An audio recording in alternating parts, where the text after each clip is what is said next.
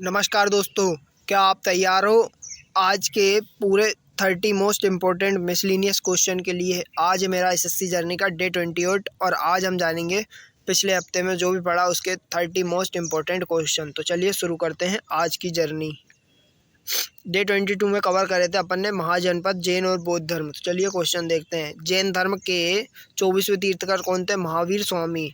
बौद्ध धर्म में पहला उपदेश कहाँ दिया था? सारनाथ। महाजनपद काल में मगध की राजधानी क्या थी? राजगृह। जैन धर्म के संस्थापक किसे माना जाता है? ऋषभदेव। त्रिरत्न किस धर्म से संबंधित है? जैन धर्म से। डे 23 देखते हैं। राज में नीति निर्देशक तत्व। राजनीति निर्देशक तत्व किस अनुच्छेद में वर्णित है? अनुच्छेद 36 से 51 में। समान नागरिकता संहिता का प्रावधान किस अनुच्छेद में है? 44। शराब और नशीली दवाओं के निषेध का प्रावधान किस अनुच्छेद में? अनुच्छेद 47। ग्राम पंचायतों का संगठन किस अनुच्छेद में? अनुच्छेद 40। डीपीएसपी किस देश के संविधान में से लिया गया है? आयरलैंड के। बांध के प्रमुख भारत के प्रमुख बांध। भाखड़ा नागल बांध किस नदी पे है? सतलज नदी पर। हीराकुंड बांध किस नदी पे है? ओडिशा नदी पर। ओडिशा में है, ओडिशा राज्य में। टहरी बांध किस नदी पर है? भागीरथी नदी पर। सरदार सरोवर बांध किस नदी पर है? नर्मदा नदी पर। नागार्जुना बांध किस राज्य में? तेलंगाना। अब देखते हैं चट्टान और भूकंप से। पृथ्वी की सबसे बाहरी परत को क्या कहते हैं? भूपर्पटी। आग्नेय चट्टाने का उदाहरण क्या है? ग्रेनाइट। भूकंप की तीव्रता मापने के लिए किस यंत्र का प्रयोग किया जाता है?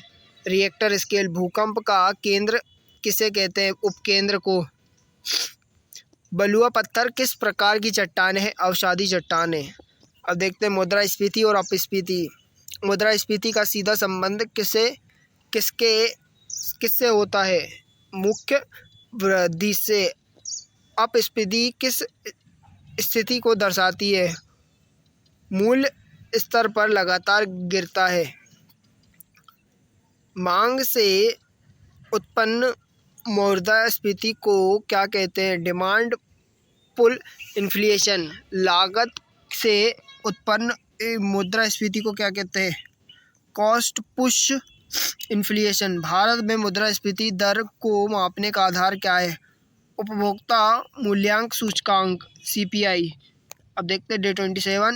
ध्वनि की चाल वायु में कितनी होती है? 3.4 343 मीटर पर सेकेंड, लगभग 332 मीटर पर सेकेंड 0 डिग्री सेल्सियस पर।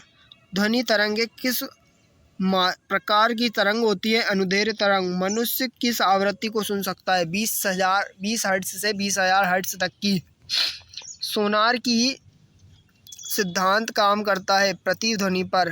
डॉपलर प्रभाव किससे संबंधित है? ध्वनि की तीव्रता और पिच में परिवर्तन। ये थे मेरे आज के मोस्ट इंपोर्टेंट 30 क्वेश्चन। यदि आपको टॉपिक पसंद आया तो प्लीज़ चैनल को लाइक शेयर सब्सक्राइब कीजिए। मिलते हैं कल। जय हिंद दोस्तों।